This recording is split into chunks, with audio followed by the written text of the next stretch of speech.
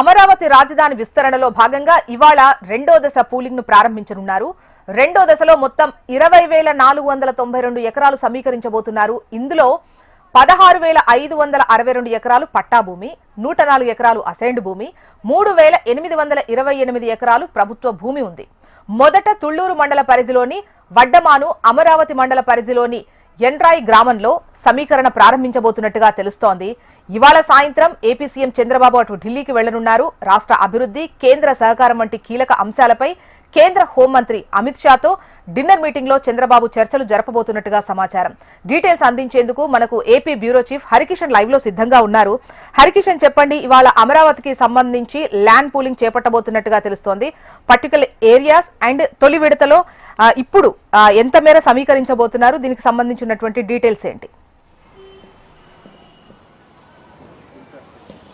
Thank you Jyotsna and good morning. ఈరోజు land పూలింగ్కి సంబంధించి municipal శాఖ మంత్రి నారాయణ దీనిని ప్రారంభించబోతున్నటువంటి పరిస్థితి ఉంది.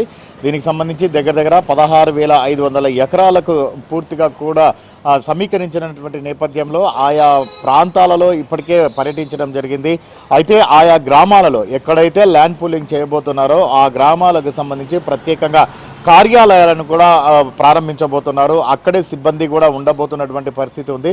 ప్రభుత్వ సిబ్బంది అక్కడ ఉన్నటువంటి స్థానికంగా ఉన్న రైతులకు పూర్తిగా అవగాహన కలిగించేటటువంటి ప్రయత్నం కూడా చేస్తున్నారు. ల్యాండ్ పూలింగ్కి అలాగే ల్యాండ్ అక్విజిషన్కి తేడా కూడా వారికి చెప్పేటటువంటి ప్రయత్నం చేస్తున్నారు. ముఖ్యంగా ల్యాండ్ పూలింగ్ ద్వారా రైతులు ఎవరైతే ప్రజలు వారికి సంబంధించినటువంటి భూమి ఇస్తున్నారో సో ఎటువంటి అడ్వాంటేజ్ ఉంటుంది, అలాగే ప్రభుత్వ బాధ్యత ఏ రకంగా ఉంటుంది అన్న అంశాలకు సంబంధించి కంప్లీట్గా ఎవరైతే పురపాలక శాఖ మంత్రి నారాయణతో పాటు ఇప్పటికే త్రిసభ్య కమిటీ అమరావతికి సంబంధించినటువంటి రైతుల సమస్యలు తీర్చేందుకు ఏర్పాటు చేసినటువంటి సంగతి అందరికీ తెలిసిందే. త్రిసభ్య కమిటీలో కేంద్ర మంత్రి పెమ్మసాని చంద్రశేఖర్తో పాటు స్థానిక శాసనసభ్యులు తెనాలి శ్రావణ్ కుమార్, అలాగే పురపాలక శాఖ మంత్రి పొంగూరు నారాయణ, వీరు ముగ్గురు కూడా ఉండడం జరిగింది. సో వీరందరూ కూడా ఇప్పటికే పలు సమావేశాలు కూడా నిర్వహించి రైతుల్లో కూడా ఒక అవగాహన తెచ్చేటటువంటి ప్రయత్నం చేస్తున్నారు. ఇప్పటికే 33,000 ఎకరాలకు సంబంధించి అమరావతి రాజధాని నిర్మాణానికి ల్యాండ్ పూలింగ్ ద్వారా కూడా సేకరించారు. అయితే అదనంగా మరొక 44,000 ఎకరాలు కూడా సేకరించాలని చెప్పేసి కూడా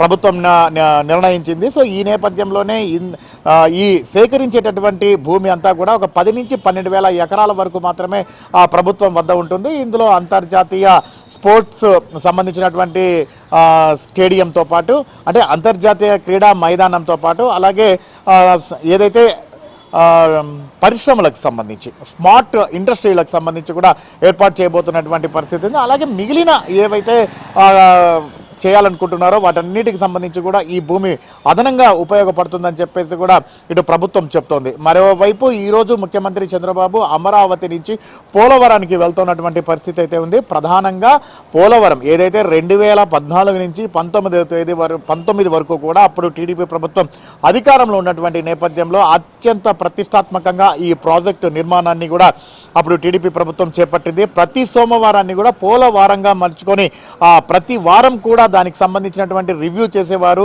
అలాగే రికార్డు స్థాయిలో కూడా పోలవరం నిర్మాణాన్ని కూడా చేసినటువంటి సందర్భాలు కూడా ఉన్నాయి. ఈ నేపథ్యంలోనే గత వైసీపీ ప్రభుత్వం వచ్చిన తర్వాత అనేక డేట్లు కూడా మారాయి. నిర్ణీత వ్యవధిలో అనుకున్న సమయానికి పోలవరం ప్రాజెక్టు పూర్తి కాలేదు. కానీ మళ్ళీ కూటమి ప్రభుత్వం అధికారంలోకి వచ్చిన తర్వాత కేంద్ర ప్రభుత్వ సహాయంతో కంప్లీట్గా వీలైనంత త్వరగా దానిని కంప్లీట్ చేసేటటువంటి ప్రయత్నం చేస్తున్నా కూడా అది వెనక్కే పోతుంది. దీనికి సంబంధించి ఇప్పటికే 2 సార్లు కూడా పోలవరంలో పర్యటించారు ముఖ్యమంత్రి చంద్రబాబు.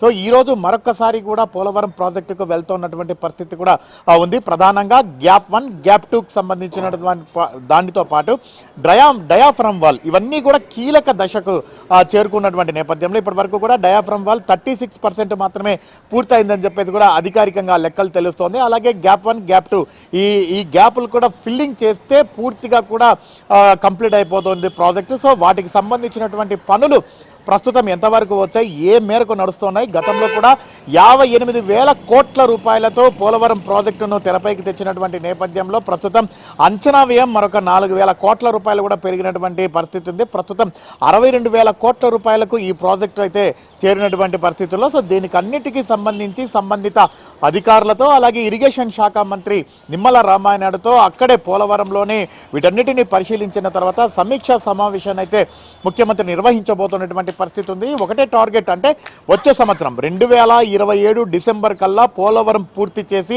నీటిని ఆంధ్రప్రదేశ్ రాష్ట్ర ప్రజలకు అంకితం చేసేటటువంటి ప్రయత్నం అయితే ముఖ్యమంత్రి చేయబోతున్నటువంటి నేపథ్యంలో ఈ రోజు ఈ సమీక్షా సమావేశం అత్యంత కీలకంగా మారుతుందని మాత్రం చెప్పుకోక తప్పదు. ముఖ్యంగా డయాఫ్రామ్ వాల్తో పాటు గ్యాప్ 1, గ్యాప్ 2 అలాగే కుడి ఎడమ కాలువలకు సంబంధించి కూడా పూర్తి స్థాయిలో ఆయన సమీక్షా సమావేశాన్ని అధికారులతో నిర్వహించబోతున్నటువంటి పరిస్థితి ఉంది. అయితే మధ్యాహ్నం అక్కడి నుంచి కూడా పోలవరం నుంచి రాజమండ్రికి వెళ్లి రాజమండ్రి బై ఫ్లైట్ ఆయన ఢిల్లీకి చేరబోతున్నారు. ఇక్కడ ముఖ్యం ఏదైతే హోంమంత్రి అమిత్ షా ఉన్నారో ఆయనతో కూడా భేటీ కాబోతున్నటువంటి పరిస్థితి ఉంది. ప్రధానంగా అమరావతికి చట్టబద్ధత కల్పించేటటువంటి అంశం, అలాగే పార్లమెంట్ లో బిల్లు ప్రవేశపెట్టాలని చెప్పేసి కూడా ఆయన కోరనున్నట్లుగా కూడా తెలుస్తోంది. సో మొత్తానికి మాత్రం ఈ రోజు ముఖ్యమంత్రి చంద్రబాబు అయితే బిజీగా గడపబోతున్నటువంటి పరిస్థితి అయితే ఉంది. జోష్న. రైట్ హరికిషన్.